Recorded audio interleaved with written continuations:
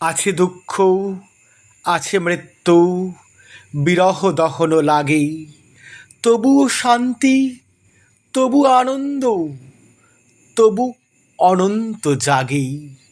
শ্রীরামকৃষ্ণের অন্তলীলা এক মহাকাব্যের সামিল। তখন তিনি আছেন কাশীপুর উদ্যান বাটিতে, সঙ্গেই নরেন, লাটু, রাখাল আরও ত্যাগী ভক্তবৃন্দ।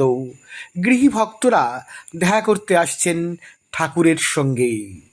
সাল 1886, আগস্ট 15। আকাশেরও মুখ ভার, ঝুলন পূর্ণিমার দিন। ঠাকুর হঠাৎ করে বলে উঠলেন, আজ ইচ্ছে করছে পায়েস খাই, ইচ্ছে করছে ঘরা ঘরা খিচুড়ি খাই। মহামায়া খেতে দিচ্ছেন না। এরপরে বিকালের দিকে ঠাকুরের শরীর বেগতিক দেখলেই আসলেন ডক্টর নবীন পাল। ঠাকুর বাচ্চা ছেলের মতো বলে উঠলেন, রোগ সারবে তো? ডাক্তার নিরুত্তর।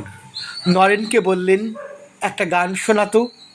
নরেন ধরলেন দেব দুর্লভ কণ্ঠে সেই গান।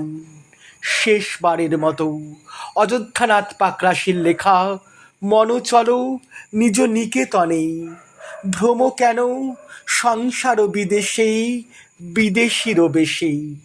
তারপর রাত 9টা, ঠাকুর ভাব সমাধিতে আচ্ছন্ন হলেন। রাত্রির 11টা, ভাব সমাধি ভাঙলে ঠাকুর 2 গ্লাস পায়েস খেলেন। রাত্রির 1টা, ঠাকুর হঠাৎ করে কালী কালী বলে উঠলেন, তারপর পাশ ফিরে শুলেন।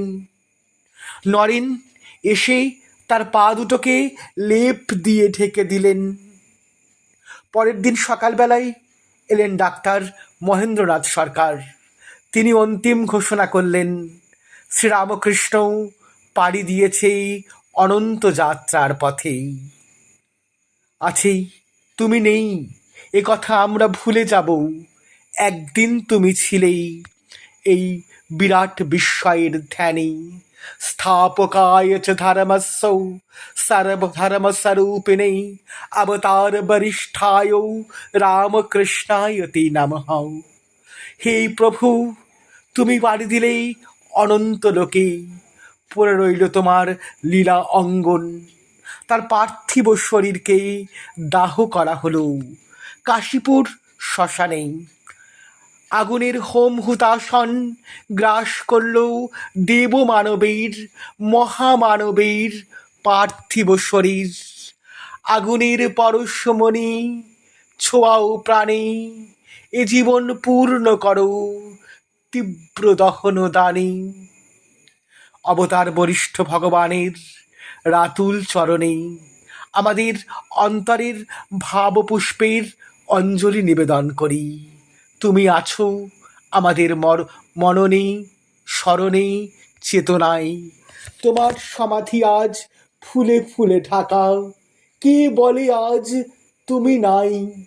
তুমি আছো, মন বলে তাই। নমস্কার।